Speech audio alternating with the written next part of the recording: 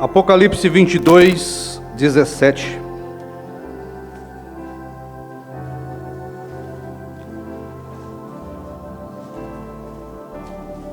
Apocalipse 22, 17.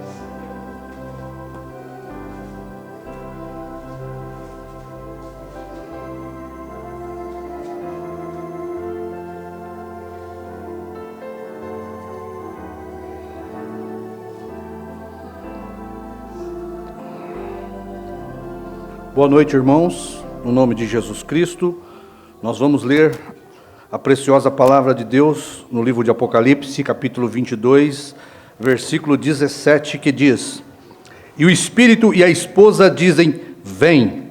E quem ouve, diga, vem. E quem tem sede, venha.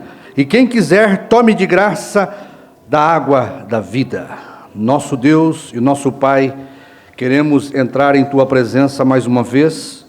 Ó Deus, temos Te louvado através dos hinos, Te adorado através da nossa reverência, e queremos continuar, Pai, sendo reverente, atenciosos à Tua palavra, e mostrar toda a adoração que temos em nosso coração para com o Senhor.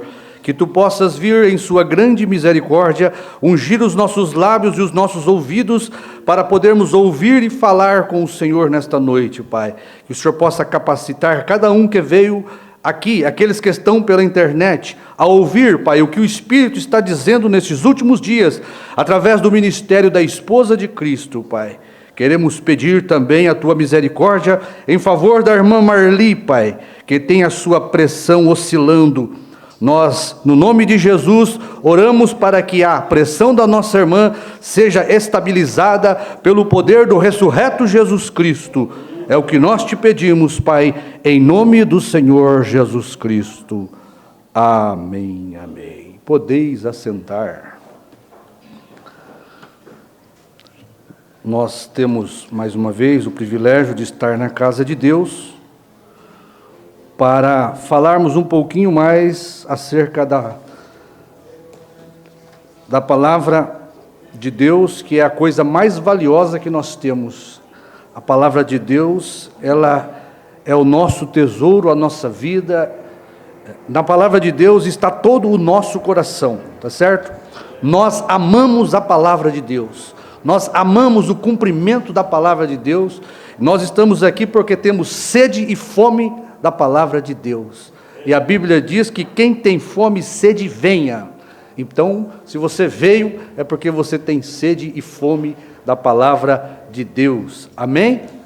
É sempre bom pensar que o relacionamento do crente com Deus é um caso de amor, tá certo? O relacionamento da igreja com Deus é um caso de amor. Está tipificado num casamento entre marido e mulher que se amam. O marido e a mulher que vai ser arrebatado é aquele casal que faz tipo com Cristo, tá certo? Do contrário, nós não somos tipos de Cristo. Para estarmos juntos no céu, marido e mulher, como estamos juntos na terra, precisamos ser tipo. Do contrário, o marido vai e a esposa vai ficar. Do contrário, a esposa vai e o marido fica. E vice-versa.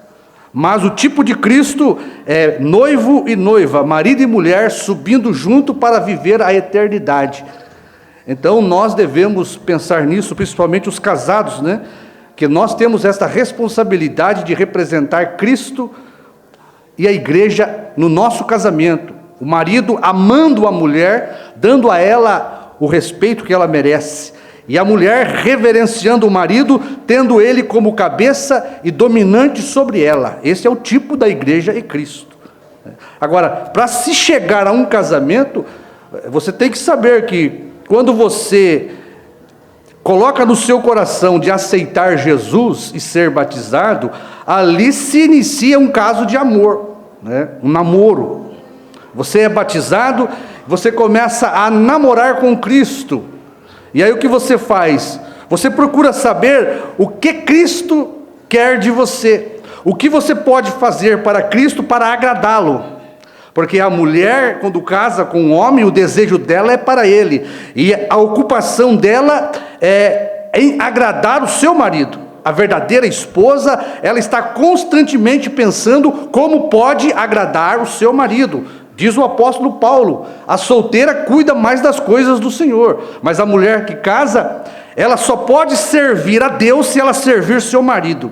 Foi isto o que uma mulher, uma esposa perguntou para o profeta, o que ela poderia fazer para servir melhor a Deus.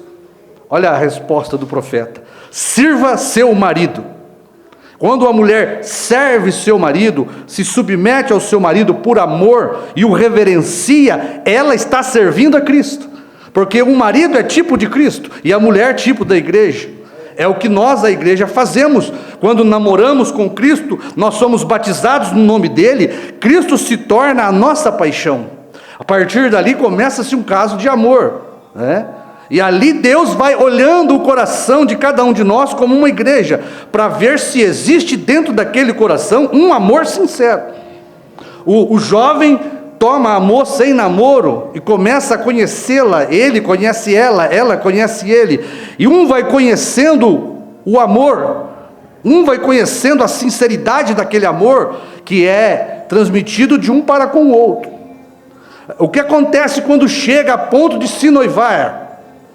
O jovem viu que aquela moça realmente o ama, não é assim? Que aquele é o homem da vida dela, que não existe outro homem para ela. Ele olha nela e vê que aquela moça é a paixão da vida dele, ele não pode viver sem ela. Ele sente aquilo, que de alguma forma ele ama ela, ele não sabe, talvez ela não seja uma bela mulher, talvez ela não tenha tanta beleza, mas existe algo nela que move o coração dele em amor por ela. E ele começa a agradá-la, ela começa a agradá-lo, e chega a um ponto em que eles não podem mais viver juntos. Aí o jovem toma a decisão de pedi-la em casamento. Aí acontece o noivado. O profeta diz: quando se acontece o noivado, diante de Deus estão casados, porque ele já deu a palavra para ela, tá certo? O selamento daquele amor, daquele namoro, eles chegaram a um ponto em que eles querem se casar. O selamento daquilo é a palavra do jovem para ela, pedindo ela em casamento, e ela aceitando o jovem em casamento. A palavra os casa, é isto, não é o pastor. A gente faz uma cerimônia religiosa para abençoar o casamento. Certo? O civil te dá leis para você viver junto com ela como marido e esposa, mas quem casa é a palavra que você dá para ela. No noivado, para Deus, vocês estão casados. Agora, o que é a palavra? O que se toma depois que o noivo dá a palavra para a moça? É feito uma aliança. Uma aliança. No casamento, você tem o pacto sendo concretizado, sendo estabelecido ali com uma aliança, aonde o noivo tem o nome dela na sua aliança e ela tem o nome dele na sua aliança. Isto é o pacto de casamento entre os dois, selado por uma aliança. Tá certo? O jovem não pode ser precipitado sem saber da jovem, sem conhecer a jovem, sem saber se ela realmente o ama. Ele não pode dar a palavra para ela. O profeta diz isso, tá certo? Ali no tempo de José, quando se dava a palavra, estava casado, desposado. A Bíblia fala que Maria se achou desposada com José. Eles tinham dado a palavra, eles iriam se casar, mas um já tinha dado a palavra para o outro. E quando Deus apareceu para José, Deus disse para José: José, não temas tomar Maria como sua mulher. Deus já considerou Maria.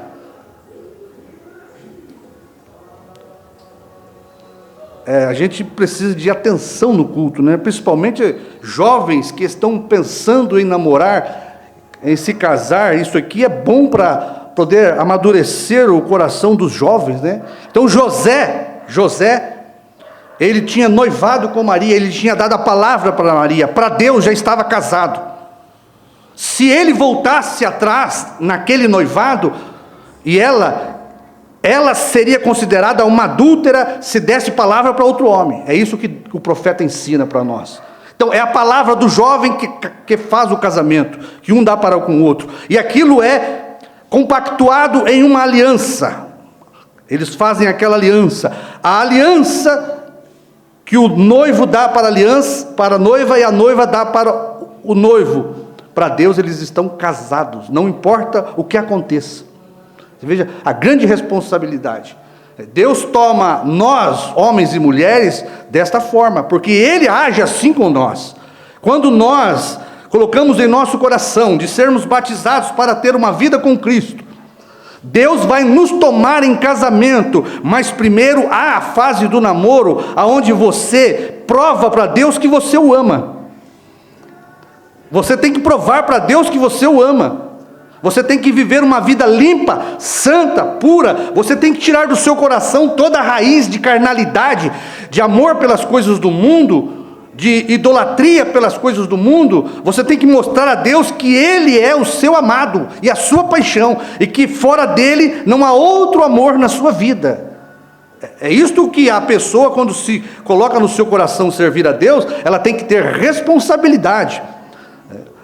Ela decide batizar, ela já tem que ter no seu coração aquele propósito. Eu vou namorar com Cristo, vou me batizar, porque eu quero casamento com Cristo. Cristo vai provar o seu amor. À medida que você o serve, Ele vai vendo que tipo de amor você tem por Ele. Se você é realmente sincera na sua declaração de que Ele é a sua única paixão, ou se você fica flertando com o mundo, amando as coisas do mundo, um pé dentro da igreja, um pé fora. Cristo não vai te tomar em casamento. Você pode dizer que é namorada dele, que o ama, mas Cristo tem que provar para você. E o que acontece é a mesma coisa.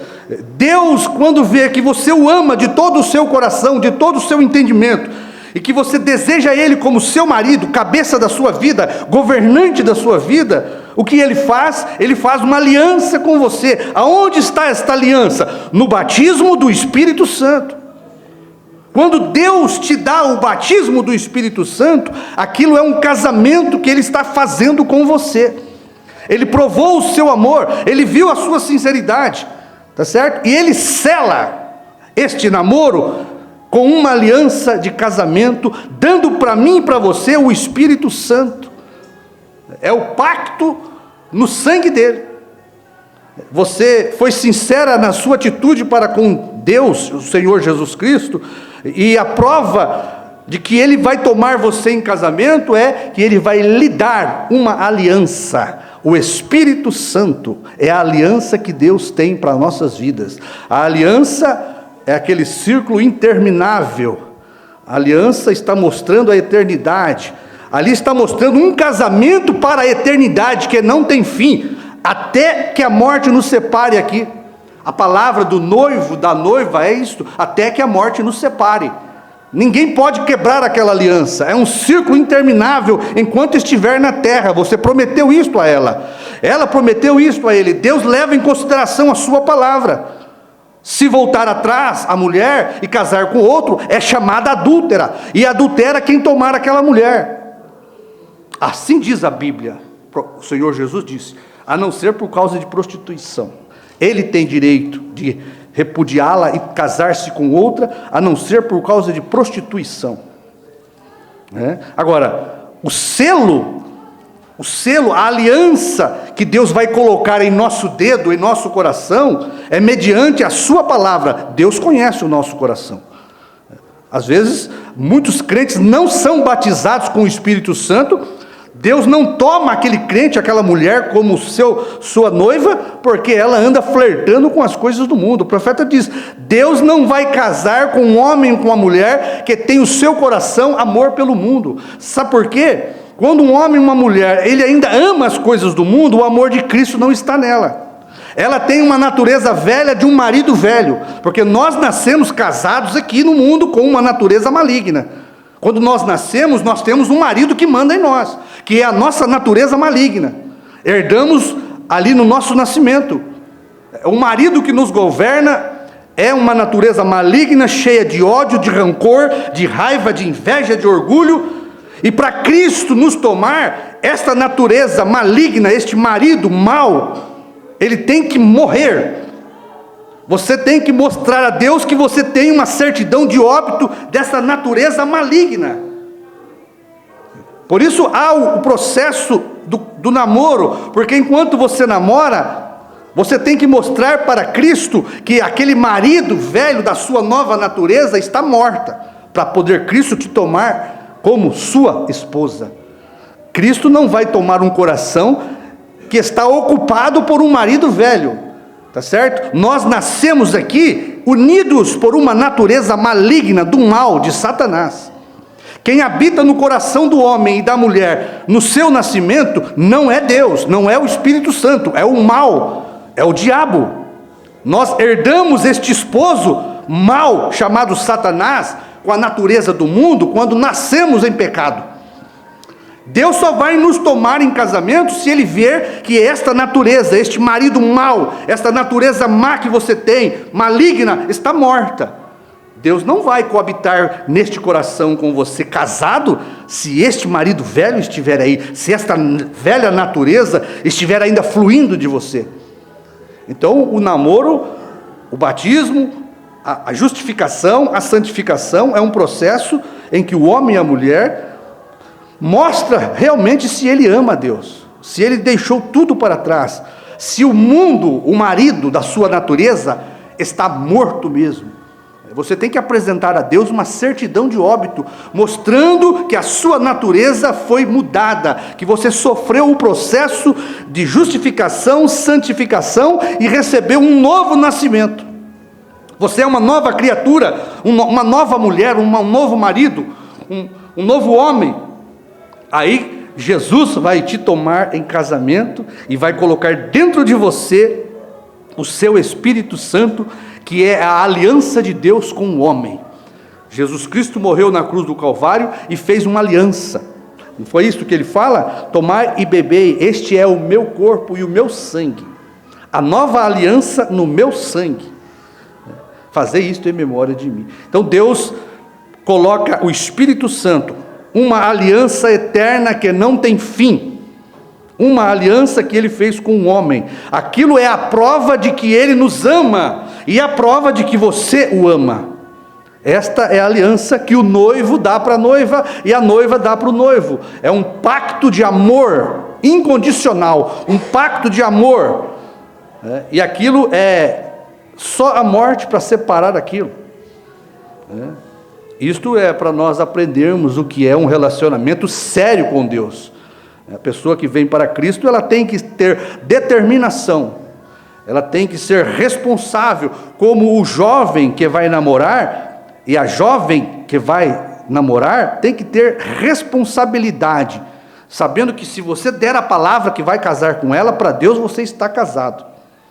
Mas você não pode dar a palavra para ela que vai se casar com ela, se você não ver nela um caráter de amor genuíno por você. É isso que Deus faz. Você tem que provar a vida da moça, a moça tem que provar a vida do moço, antes de fazer um pacto de casamento, porque é isso que Cristo faz com a igreja. Você não vai se batizar e vir, e Deus vai colocar o seu Espírito dentro de você, vai se casar com você. Não, há um processo, batismo, de limpeza, de santificação, de demonstração. Sabe o que é a santificação? É uma demonstração de que você ama a Deus. Tá certo? Quando você se batiza e quer iniciar um caso de amor com Cristo, você vai se desfazer de tudo que não presta da tua vida. Você vai varrer a sua casa como aquela mulher, né, dos dracmas. Vai tirar do seu lar, do seu coração, tudo aquilo que não agrada o seu novo marido que vai se casar com você. Se o jovem não vê uma disposição na jovem para ser submissa a ele, amando aquilo que ele gosta, porque a mulher, ela demonstra o seu amor para o marido, né, fazendo o que o marido deseja, e ele demonstra o seu amor por ela, amando-a, como diz a Bíblia. Você demonstra o seu amor por Cristo, santificando a sua vida, mostrando para ele que você quer que ele entre no seu coração. Então cada homem, cada mulher deve sentir isto, né? Deve sentir isto na sua alma. Eu li essa escritura aqui e senti de falar alguma coisa nesse sentido, mas eu queria tentar falar, porque ontem eu tentei falar sobre o título que eu pus e acabei falando outra coisa, né? Mas Eu marquei um título aqui, que se Deus ajudar, nós vamos falar sobre isso, né? O Espírito Santo tem liberdade para trabalhar, né? Como Ele deseja, o que Ele deseja falar, tá certo? Nós temos que estar entregue na mão de Deus e dar lugar a Deus para Deus nos usar, não só quem prega, mas quem assiste também. O profeta diz, tem que haver harmonia entre Cristo e a igreja, tem que haver harmonia entre o pastor e a igreja. A igreja deve dar atenção ao pastor, a igreja deve dar atenção ao marido. O pastor representa Cristo para a igreja. O pastor é o cabeça da igreja, porque representa Cristo. Como o marido é cabeça da mulher, porque o marido representa Cristo. E a igreja representa a mulher. É um caso de amor. Então, eu marquei aqui, ela é profeta. A noiva do último dia, ela é profeta. O profeta falou sobre ela. E quando nós falamos que ela é profeta, já logo se pensa, mas ela é mulher, feminino, pode pregar? A igreja, ela é feminino, mas ela é chamada o corpo do Senhor, masculino. Então, a palavra de Deus, ela é rica, né? E ela é profeta. Quem disse isso foi o irmão Brana. Ela é profeta. E se ela é mulher, ela não pode pregar. Então, ela tem que ter uma parte na palavra de Deus que lhe dê a ela o direito de falar. E aí é onde entra o quíntuplo de Efésios. A igreja está representada no quíntuplo de Efésios. Porque ela está dentro dele. A mulher faz parte do marido. Ela é ele. Então, Cristo tem uma igreja que é seu corpo. Que é seu corpo. Então, ela é profeta nele. Como a mulher é um com seu marido. Ela é ele. Tá certo? Ela é ele. Ela o representa.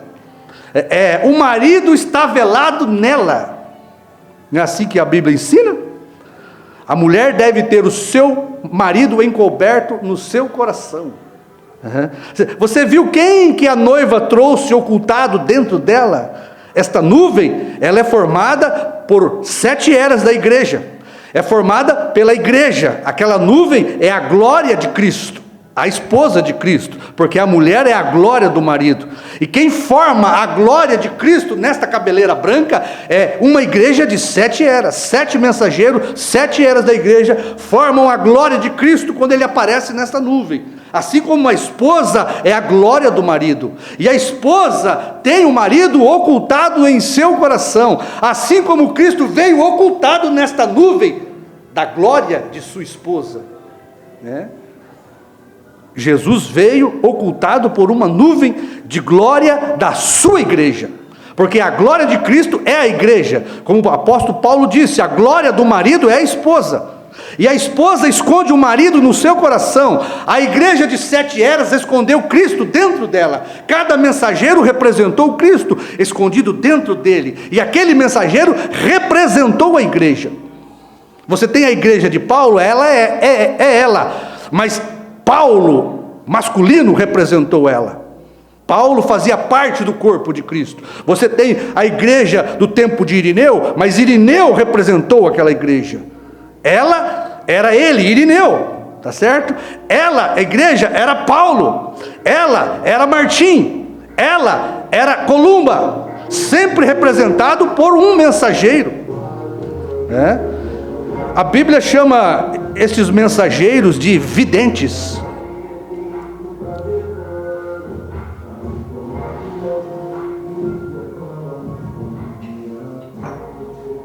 A Bíblia chama esses mensageiros de vidente. Então, ela tem o assídios do Senhor. A igreja de Paulo tinha o assídios do Senhor no tempo de Paulo. No tempo do Irineu, aquela igreja tinha o assídios do Senhor representada por Paulo, representada por Irineu. É bom nós falarmos sobre isso, porque às vezes as pessoas querem dar honra que o mensageiro não tem. Você tem os dois lados. Tem um grupo que tira toda a honra do mensageiro e não quer a mensagem de uma só pessoa. Elas não creem na mensagem de um só homem. Elas creem que é um grupo. Deus nunca tratou com grupo. Nós temos uma terceira etapa aí que anuncia a segunda vinda. Além de não ter novo nome, é um grupo. Agora é ela. Ela como uma igreja, como um grupo. Porque se você fala com um grupo, é a igreja. Quando você fala de um homem, aquele representa Cristo. Os irmãos estão acompanhando? Então, no tempo de Wesley, ela era ele, Wesley. No tempo de Lutero, ela era ele, Lutero. E no tempo de Brana, ela, João, é ele, Brana.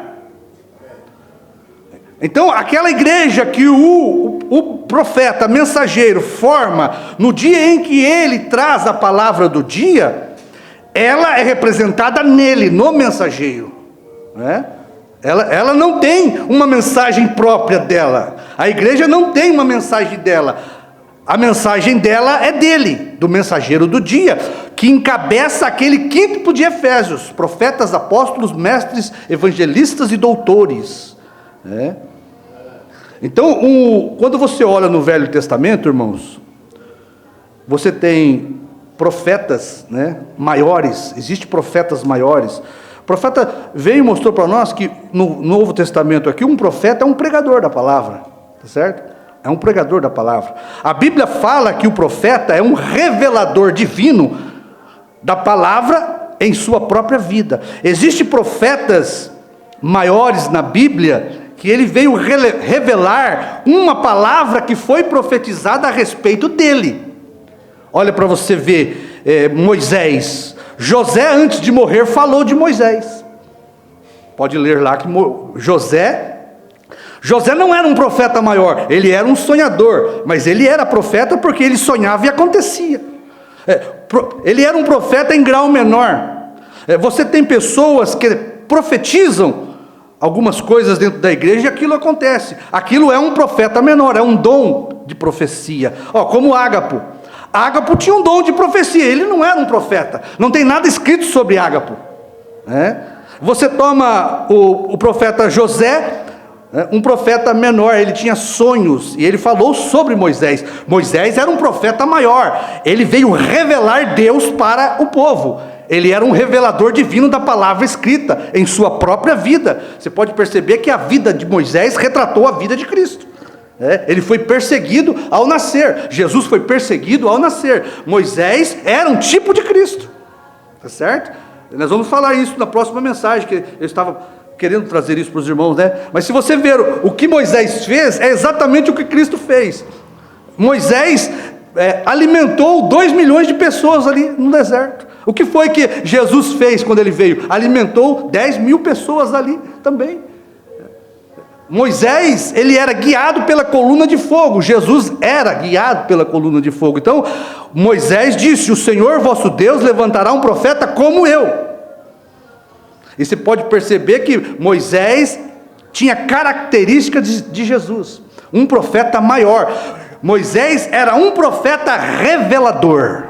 Porque você tem um profeta revelador, mas você tem profetas menores que são profetizadores daquilo que foi revelado. Então, cada profeta tem o seu lugar. Nem todos os profetas foram profetizados por outros profetas. Você tem José falando de Moisés, Você tem o profeta João Batista. Malaquias 3 falou de João Batista. João Batista era um grande profeta. Jesus autenticou isso, dizendo que Deus, nascido de mulher, não havia um igual a João. Não tinha nascido um igual a João. João era um grande profeta, mesmo não tendo sinais. Tá certo? Mas Malaquias, o profeta, falou de João Batista. Você tem Paulo, um profeta revelador. Paulo é um profeta revelador. Isaías falou de Paulo. Isaías falou de Paulo. Nós não vamos ler aqui porque o tempo não nos permite. Mas Isaías falou que Deus tinha colocado Paulo para a luz e produzir juízo entre os gentios. Paulo era um profeta revelador. Os irmãos estão acompanhando? João Batista, um grande profeta, Malaquias falou dele. Agora, existem profetas que apareceram que a Bíblia não fala deles, mas são profetas menores, como Ágapo era um profeta menor, Ágapo estava no corpo de Cristo como um ofício de profeta. Você tem um dom carismático profético dentro da igreja, onde o homem pode profetizar, a mulher pode profetizar. Um evangelista, Felipe, ele profetizou, ele era um evangelista, um pregador, um profeta. O profeta é aquele que profetiza. Mas é bom nós posicionarmos que existem profetas que tinham a revelação da palavra escrita em sua própria vida. Amém? Profetas maiores. Então, eu coloquei aqui somente 3 para nós captarmos algo aqui que eu quero que vocês vejam, posicionar algo aqui que é muito importante. Moisés, João Batista e Paulo eram profetas reveladores da palavra divina, escrita em sua própria vida. A Bíblia posicionou eles como grandes profetas de Deus, né? Agora, veja, Paulo, profeta de Deus. Agora, veja Pedro.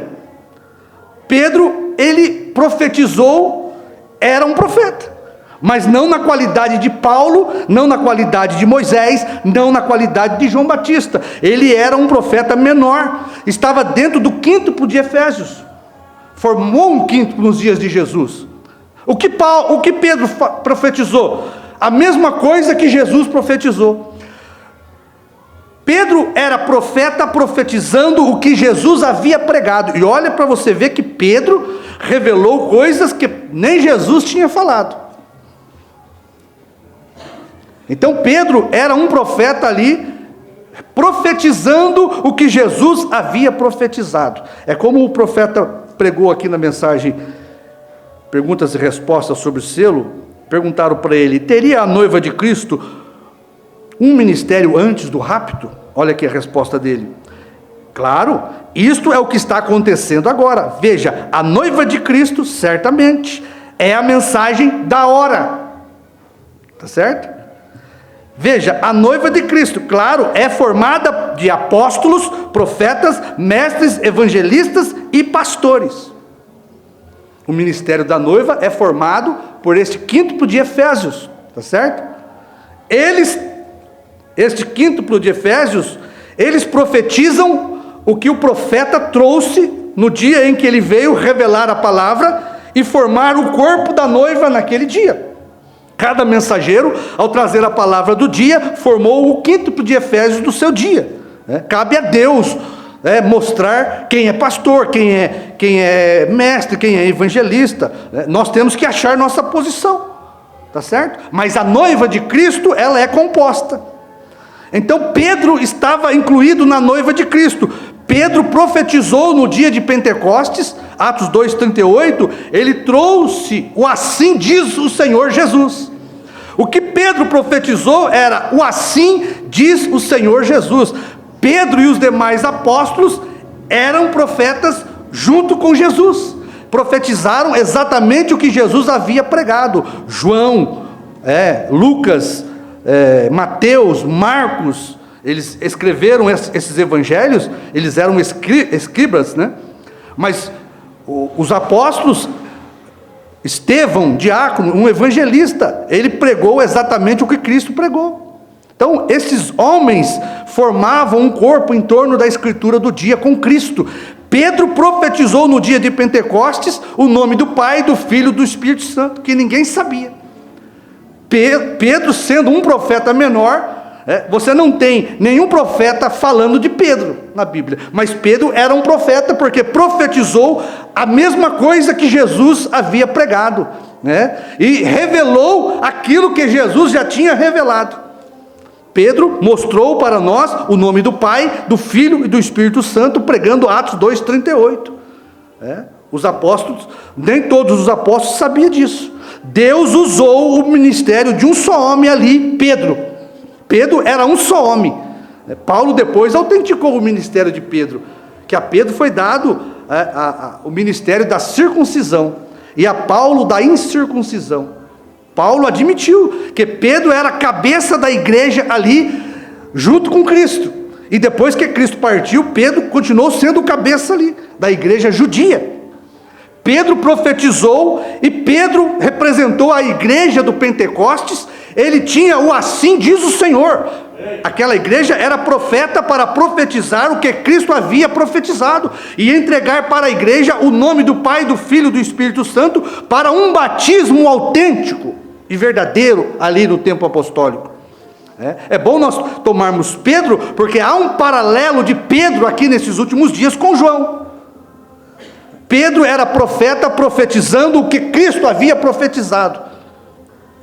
Um profeta estava profetizando o que Jesus havia revelado. Tá certo? Jesus chamou ele de bem-aventurado. Colocou Pedro como pastor da sua igreja. Mas Pedro não tinha uma mensagem à parte de Jesus. Tá certo? Pedro não tinha uma mensagem à parte da de Jesus Cristo. Pedro tinha uma mensagem que saiu de Jesus Cristo. Ele profetizou a mesma coisa que Cristo profetizou. E profetizou coisas que Cristo não falou. Amém? Então a Bíblia mostra isso, né? Terá a noiva de Cristo um ministério? Sim. Então existe esse tipo de profetas, é bom nós passarmos por isso, porque isso é muito importante. Então José falou de Moisés, Malaquias falou de João Batista, Isaías 42 profetizou sobre Paulo, profetas maiores. Então quando você vem para a era gentia, o profeta mostra que você tem 2 profetas na era gentia e 5 mensageiros, que são chamados de videntes. Eles são videntes porque viram a palavra do dia e manifestaram para aquela geração a palavra do dia. Nem todos tinham visões, porque quando fala de profeta vidente, você pensa num profeta que vê o coração das pessoas, né? Nem todos têm essa vidência, mas vidente aqui é o olho de Deus no mensageiro para ver a palavra do dia. Então você tem Paulo, um profeta começando a era gentia, um profeta maior revelador. E você tem no fim da era Brana, um profeta maior revelador da palavra, do qual o próprio Jesus falou dele, como nós lemos ontem. Aquele que crê em mim fará estas obras e as fará maiores. Então foi profetizado a respeito do 7º anjo. A Bíblia falou, Jesus falou do 7º anjo, um profeta maior. O pastor Osmar ensinou isso para nós. O pastor Osmar ainda comparou esses profetas como 5 pães e 2 peixes. Olha para você ver. É um tipo, né? E bate certo. 2 profetas, Paulo e Brana, e 5 mensageiros, videntes, viram a palavra do dia. Eles viram a manifestação de Deus no dia. Agora, Pedro estava no ministério de Jesus e profetizou o que Jesus havia profetizado. Então, quando você acompanha isso, você vai chegar aqui nos últimos dias e vai ver que tem uma igreja que é profeta, mas ela é encabeçada por João, tá certo?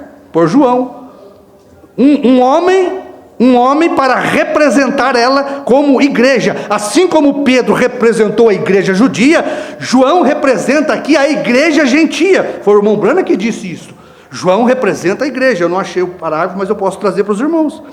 João representa a igreja do último dia. Tá certo? Vocês podem ler e vocês vão ver isso. Pedro representou a igreja judia do tempo de Jesus, profetizando o que Jesus havia profetizado. João aparece aqui como apóstolo, tá certo? João na ilha de Patmos, quem chamou João de apóstolo e profeta foi o irmão Brana. Na ilha de Patmos você tem João recebendo as visões do que seria 7 eras, mostrando que haveria 7 mensageiros. Você não pode acrescentar nisso. Foi a visão que Jesus deu a João. João, através de visão, estava escrevendo e profetizando o que Jesus estava dando para ele. João, na ilha de Patmos, ele não era um profeta revelador. Ele estava profetizando as visões que Jesus estava dando para ele. Amém? Então, quando você chega aqui na última era, você tem Apocalipse 10, do 8 ao 11. Apocalipse 10, do 8 ao 11. Olha, a gente faz menção de falar algo e a hora passa muito rápido. Então, eu vou omitir muita coisa aqui, mas o profeta mostra que ela é ele. Então, assim como João profetizou ali na ilha de Patmos, aquilo que Jesus mostrou para ele, João, o ministério de João aqui no último dia, profetiza aquilo que o 7º anjo revelou a ele. Então João aqui, ele é o cabeça da igreja, ele representa a igreja, para profetizar de novo, representando a igreja do último dia. Esta igreja é João, ela é ele, João, tá certo? Para profetizar de novo. Mas João não tem um ministério à parte do sétimo anjo. Não adianta quererem colocar o pastor Osmar como um profeta maior. Está errado. Você coloca ele como um oitavo. Quando você diz que ele é profeta à parte de Brana, você está dizendo que ele é o oitavo. E nós não cremos em um oitavo. Nós cremos no sétimo anjo, tá certo? O sétimo anjo revelou o noivo, e deste noivo foi extraído a noiva chamada João. Ela é ele. João é Brana. Você não tem um ministério de João à parte do de Brana, porque João tem o assim diz o Senhor de Brana. A igreja representada em João tem o assim diz o Senhor. Ela é profeta dentro do sétimo selo. O sétimo selo é o último profeta. É o último profeta. Não se tem mais profeta revelador da palavra. Você pode ter profetas, né, como Ágapo e muitos outros, mas profeta revelador, Brana foi o último. E o profeta vem e prega que a noiva seria tirada da palavra revelada, a semente original. Quando a palavra foi revelada, a noiva sai dali. Por isso o Brana prega e diz, ela é ele. Ó, note, a noiva, mensagem à obra-prima. Se no princípio a noiva era a palavra, noivo, logo se a noiva é tomada do noivo, ela também tem que ser a palavra. A noiva deve estar. Por quê? Porque deve ser o noivo da palavra manifesta clara. E porque a noiva e o noivo são um, ela é simplesmente um pedaço tirado dele. Esta é a obra-prima. Amém? Deixa eu ler mais alguma coisa para não ficar só nas minhas palavras. Note a harmonia. Note a harmonia do Pai e do Filho. Jesus nunca fez nada antes que lhe fosse mostrado pelo Pai. Esta é a harmonia que existe entre o noivo e a noiva. Ela só profetiza o que Brana profetizou. João só prega o que Brana pregou. João é profeta dentro do sétimo selo. Ela é ele. Você não separa João de Brana, porque João representa a igreja. Ela é profeta no sétimo anjo, porque ela tem o assim diz o Senhor do que o sétimo anjo revelou. Os irmãos estão captando? Então não adianta quererem colocar o pastor Osmar como um profeta à parte do sétimo anjo. O Apocalipse 10 do 8 ao 11 completa Apocalipse 10 do 1 ao 7, porque ela é a esposa, tá certo? Mas ela não pode pregar, ela é feminino, então tem que ter a mensagem de um só homem no corpo, chamado João, como Pedro estava no corpo da igreja e ele pregou pela igreja. João está no corpo da igreja e prega pela igreja. Amém? Profetiza o que foi revelado pelo sétimo anjo. João é a igreja, ele é profeta nele, Brana. João é a noiva, ela tem o assim diz o Senhor de Brana. O que Brana revelou, profetizou, João profetiza de novo. Mas ela é ele. João é profeta nele. Amém?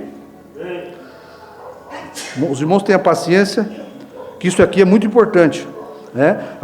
O pastor Osmar tem a sua honra na mensagem do último dia. Deus o usou para trazer para nós aquilo que nós não sabíamos. O pastor Osmar trouxe uma das maiores mensagens que poderíamos receber. Deus usou o pastor Osmar para mostrar para nós tudo aquilo que nós não sabíamos da terceira etapa. Ele tem esta honra, certo? Mas elevar o pastor Osmar a um grau de profeta mensageiro é acrescentar o oitavo nas eras da igreja. A igreja mostra 7 mensageiros, tá certo? E no 7º mensageiro, você tem o ministério da noiva. Você pode perceber que o próprio Jesus, que veio depois do ministério do 7º anjo, não é o 8º. O próprio Jesus Cristo, quando ele é manifestado como Filho do homem, ele tem uma unidade perfeita com o 7º anjo. Você tem a manifestação do Filho do homem no ministério do 7º anjo. É inseparável. Você não divide. Você não pode apontar Jesus fora de Brana. Você não tem o Senhor Jesus manifestado como Filho do homem fora do sétimo anjo. O sétimo anjo tem uma unidade com Cristo para representar a manifestação do Filho do homem. Assim, o sétimo selo só pode ser completado com o ministério da noiva de Cristo. O simples fato de Deus falar para o Mombrana, você não vai explicar, ali nasceu o ministério da igreja.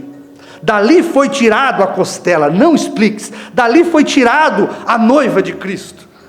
Agora, João é levantado para comer o livrinho, profetizar, representar esta igreja com o assim diz o Senhor do sétimo anjo. Então, João, ele é profeta dentro do sétimo selo, porque o sétimo selo termina quando a noiva for arrebatada. Então, Jesus tem o ministério do Filho do Homem no sétimo anjo da era da igreja. João tem o ministério da noiva de Cristo, profeta, dentro do sétimo selo, que é Cristo. Os irmãos estão captando? Olha aqui. A harmonia que deve existir agora entre o noivo e a sua noiva, ele lhe mostra a sua palavra de vida, ela recebe, ela nunca duvida dela, por conseguinte, nada pode causar-lhe dano, nem mesmo a morte, porque se a semente for plantada, a água ressuscitará novamente. Eis o segredo disto, a palavra está na noiva, como estava em Maria. A noiva tem a mente de Cristo, porque ela conhece o que Ele quer fazer com a palavra. Ela executa a ordem da sua palavra em seu nome, porque ela tem o assim diz o Senhor. Mas quem profetizou? João. Porque ela é mulher, não pode falar. João é o representante dela. Assim como a igreja é feminino, mas o corpo de Cristo, que é a igreja, é masculino. A igreja de Cristo, o corpo de Cristo, tem os membros formando a parte feminina, mas o nosso corpo tem a parte formando o órgão reprodutor do homem, que é o mensageiro, a mensagem de um só homem. Olha, ela conhece, ela executa a sua ordem, ela tem, porque ela tem o assim diz o Senhor.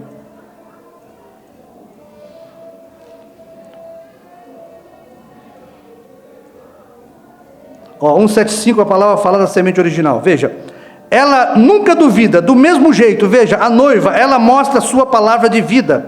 Ele mostra para ela o recebe, ela não duvida, nada lhe pode fazer mal. Veja, a semente foi plantada. Aqui está o segredo, a palavra está na noiva e a mente de Cristo para saber o que Ele deseja fazer com uma palavra. E o que ela faz em seu nome, ela tem o assim diz o Senhor. Agora, vamos posicionar isto aqui, está se aproximando, veja, a palavra está na noiva. Vamos passar aqui para nós ganharmos tempo. O sétimo selo é o fim, o sétimo selo está consumado, é o fim do mundo, é o fim das eras da igreja, é o fim da natureza, é o fim de tudo, é o fim das trombetas, é o fim dos selos, é o fim das 7 taças. Então, não existe outro profeta depois do irmão Brana. Tá certo? O próprio Jesus, profeta, filho do homem, estava no sétimo anjo, né? Você não consegue fazer um oitavo, porque Deus é completo em 7. Deus, o profeta diz, Deus completa a sua obra em 7. 7 é perfeito, perfeição. Oitavo é a eternidade. Você só tem 7 mensageiros. E se o 7º mensageiro é profeta, esta noiva, ela tem o assim diz o Senhor, neste mensageiro que é profeta. A era de Laodiceia, olha, ao nascer do sol, a palavra de Deus, veja, ela somente pode ser a manifestação, olha, a palavra de Deus foi também a dinâmica que provou a mecânica. O noivo, veja, a noiva tem que aparecer porque ela é parte dele, ela somente pode ser a manifestação do cumprimento de toda a revelação. Ela só pode ser o cumprimento de toda a revelação. Enquanto não apareceu João, nós não sabíamos o que era a revelação. João veio, profetizou de novo o cumprimento de toda a revelação que o 7º anjo havia trazido como filho do homem. Amém? Veja, ele se faz ela só pode manifestar a ele. Se ela faz alguma coisa diferente do que faz o noivo, então não é a noiva, porque ela é carne de sua carne, revelação da sua revelação, ossos dos seus ossos, vida de sua vida, poder de seu poder. Aí ele diz aqui, ela é ele. Então você não separa João de Brana, você não separa João, representante da igreja, porque cada um de nós, quando comemos o livrinho, representamos João. Depois da morte do representante da igreja, João, nós continuamos como quinto de Efésios, representando João na terra. Os pastores, os evangelistas, os mestres, os doutores, continuam com a mensagem do sétimo selo. Eles continuam levando o sétimo selo adiante, porque diz o profeta que o sétimo selo termina quando a noiva sobe.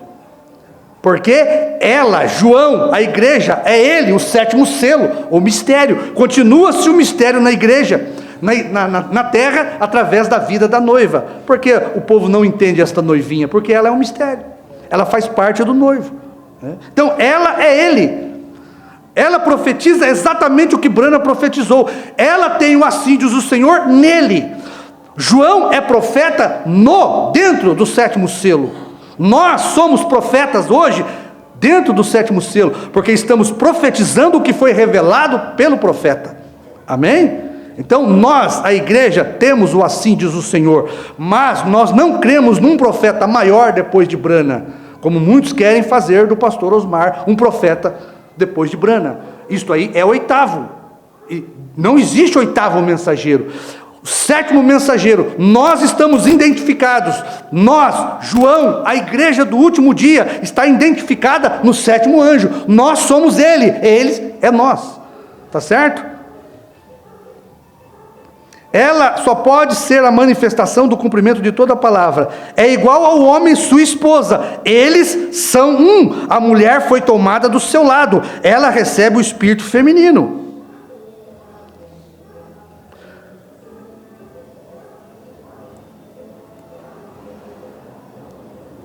Eu creio que isso aqui é o suficiente. Eu ia ler mais uma aqui da era de Laodiceia. Veja.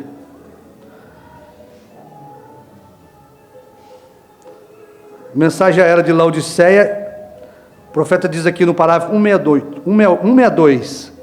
Nesses últimos dias do sétimo mensageiro, nesses dias do sétimo mensageiro, nos dias da era de Laodiceia, o seu mensageiro, os mistérios de Deus será revelado como Paulo revelou, como Deus revelou a Paulo.